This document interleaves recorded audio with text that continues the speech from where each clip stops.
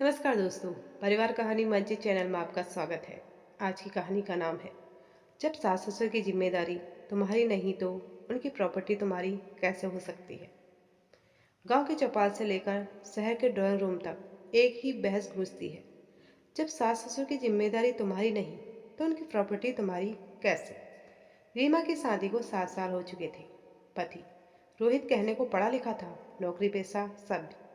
सास ससुर रामदीन जी और कमला देवी सीधे पुराने संस्कारों वाले। पर घर बड़ा था, खेत थे, शहर में एक मकान भी। सब कुछ परिवार का था, पर जिम्मेदारी वो किसी की नहीं थी। शादी के पहले दिन ही रीमा ने सुना था बहू आई है, घर संभालेगी। लेकिन कभी किसी ने यह नहीं कहा बेटा माँ बाप भी संभालना। शुरुआत में सब ठीक था। समय के साथ जैसे जैसे उम्र के सास ससुर के कंधे झुकाए, घर में उनकी कीमत घटती चली गई। दवा, डॉक्टर, अकेलापन, ये सब उनके हिस्से आए। और प्रॉपर्टी, उस पर उसकी नज़र थी। रोहित का छोटा भाई मोहित शहर में रहता था। फोन पर बड़ी बड़ी बातें, पर जब जिम्मेदारी की बारी आती, भैया टाइम नहीं है, भैया खर्च बहुत है, भैया आप पास रहते हो, आप देख लो। पास रहने का मतलब सेवा नहीं होता। यह बात सिर्फ वही समझते हैं जो रोज़ देखते हैं। बुढ़ापे की खामोशी, रात की बेचैनी, दवाइयों का शोर। एक दिन कमला देवी गिर पड़ी, घुटना टूट गया। रीमा ही अस्पताल लेकर गई। रोहित मीटिंग में था। मोहित वीडियो कॉल पर ओह ओह करता रहा। इलाज चला, खर्चा बढ़ा। घर लौटी तो कमला देवी की आंखों में कृतज्ञता थी, पर घर की बाकी चेहरों पर हिसाब। रात को खाने की मेज पर बात छिड़ी, इतना खर्च क्यों किया। रीमा ने पहली बार चुप्पी तोड़ी। माँ का इलाज था। रोहित बोला हाँ, पर बजट भी तो देखना चाहिए।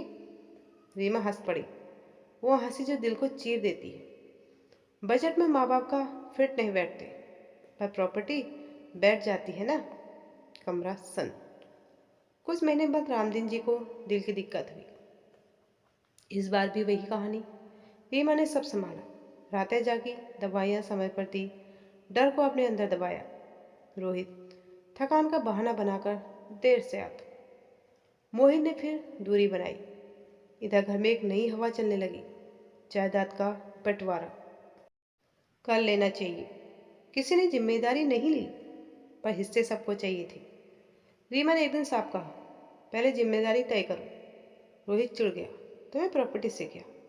रीमा ने आंखों में आंखें डालकर कहा मुझे प्रॉपर्टी नहीं, इंसाफ चाहिए। उस रात रीमा ने रामदीन जी के कमरे में बैठकर चाय बनाई। बूढ़े हाथ कांप रहे थे। उन्होंने धीमे से कहा बेटी, हमने जिंदगी भर कमाया, पर आज बोझ लग रहे हैं। रीमा की आंखें भर आई। बाबूजी, बोझ वो होता है जो उठाया ना जाए। अब हमारी जिम्मेदारी है।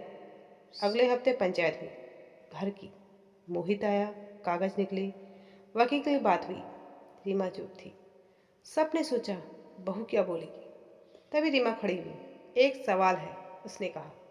जो लोग आज माँ बाप की दवा, रात की देखभाल, अकेलेपन का बोझ नहीं उठाते, क्या वो कल उनकी जमीन उठाने के लिए हकदार है।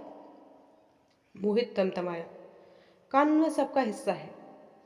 रीमा मुस्कुराई, कानून हिस्से देता है, संस्कार, हक, और हक जिम्मेदारी से पैदा होता है। रोहित चुप था। पहली बार उसे आईने दिखा था। रीमा ने आगे कहा अगर आज आप दोनों जिम्मेदारी बांट लेते हैं, समय, खर्च, देखभाल, तो बटोरे की बात करो। नहीं तो जो बोया नहीं वो काटने का हक नहीं। कमरा फिर सन। कमला देवी ने कांपती आवाज में कहा हमें प्रॉपर्टी नहीं, सम्मान चाहिए। वकील ने कागज समेटी। फैसला टल गया। उस रात रोहित ने पहली बार माँ के पैर दबाए, पिता से बात की। मोहित ने शहर लौटते वक्त दवाइयों का खर्च उठाया। छोटा सा बदलाव था, पर शुरुआत। 6 महीने बाद रामदीन जी ने खुद बंटवारे का ऐलान किया। जिसने जिम्मेदारी उठाई उसका हिस्सा तय। जिसने दूरी बनाई उतनी ही दूरी हिस्से में। किसी ने विरोध नहीं किया, क्योंकि सब समझ चुके थे हक मांगने से नहीं, निभाने से मिलता है। रीमा ने कोई तालियां नहीं चाहिए, उसे बस सुकून था कि उसने सच बोला। कड़वा पर जरूरी। फटाफट टीका। जो माँ बाप को बोझ समझे वो उनकी जमीन का बोझ कैसे उठाएगा। जिम्मेदारी से भागोगे तो हक भी तुम्हें पहचानने से भागेगा। कानून हिस्सा देता है, इंसानियत वारिस बनाती है। सेवा नहीं कर सकते तो विरासत का सपना भी मत देखो। कितने लोग सहमत हैं? सच कड़वा है पर यही इलाज है।